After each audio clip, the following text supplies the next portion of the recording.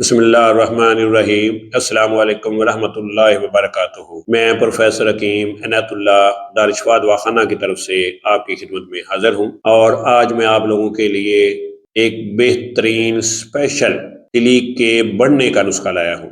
یعنی ایسے افراد جن کی تلی بڑھ جاتی ہے، چاہے جس وجہ سے مرضی بڑھ جائے، تو ان کے لیے یہ ایک اسپیشل نسخہ ہے۔ اس کو ہم ورم طحال بھی کہتے ہیں، تلی کا بڑھ جانا بھی کہتے ہیں۔ اس کے ساتھ اگر تلی کے جگر بھی بڑھ گیا ہے تو اس کے لیے بھی یہ نسخہ بہترین ہے۔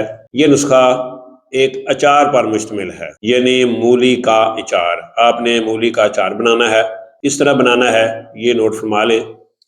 آپ نے کیا کرنا ہے کہ 5 کلو مولی لینی ہے، اس کے چھوٹے چھوٹے آپ نے ٹکڑے کر لینے ہیں۔ ٹکڑے کرنے کے بعد آپ نے کیا کرنا ہے، کلمی شورا، نشادر اور رائی، یہ 3 چیزیں آپ نے 5 تولہ لینی ہیں۔ لینے کے بعد ان کا آپ نے پاؤڈر کر لینا ہے۔ جب ان تینوں چیزوں کا آپ پاؤڈر کر لیں تو پھر آپ نے سرکہ انگوری، اس کی 1 بوتل لینی ہے۔ بوتل لینے کے بعد آپ نے سب چیزوں کو یکجان کر لینا ہے، یعنی جو 5 کلو مولی کے آپ نے ٹکڑے کیے ہیں اور جو سرکہ انگوری ہے اس میں ڈال کے، اور اس میں یہ جو پاؤڈر آپ نے بنایا ہے، یہ نشادر اور کلمی شورے والا، یہ بھی اس میں مکس کر دینا ہے۔ اور ساتھ آپ نے جو نمک ہے حسب ضرورت، جتنا آپ کو ذائقہ اچھا لگے، اور ساتھ سرخ مرچ جو ہے وہ ہلکی سی ڈال دینی ہے۔ ڈالنے کے بعد یہ آپ کا ایک بہترین قسم کا اچار جو ہے وہ تیار ہو جائے گا۔ تو اس اچار کو آپ ویسے بھی گھر میں بنا کے استعمال کر سکتے ہیں۔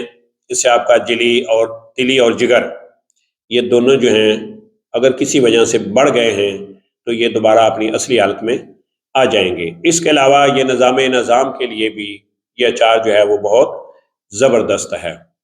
تو اس کی آپ نے خوراک کیا لینی ہے، یعنی آپ اس کو حسب ضرورت استعمال کریں۔ یعنی یہ ضرور نہیں ہے کہ آپ اس کو 5 تولہ کھائیں، 10 تولہ کھائیں، جتنا آپ عمر کے لحاظ سے، اگر بچہ ہے تو اس کے لحاظ سے اس کو ڈوز دیں، بڑا ہے تو اس کے لحاظ سے اس کو ڈوز دیں۔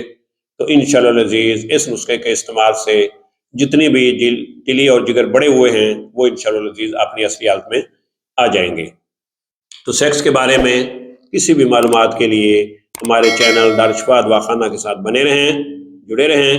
انشاءاللہ الحمدللہ اللہ کے فضل و کرم سے فائدہ ہوگا۔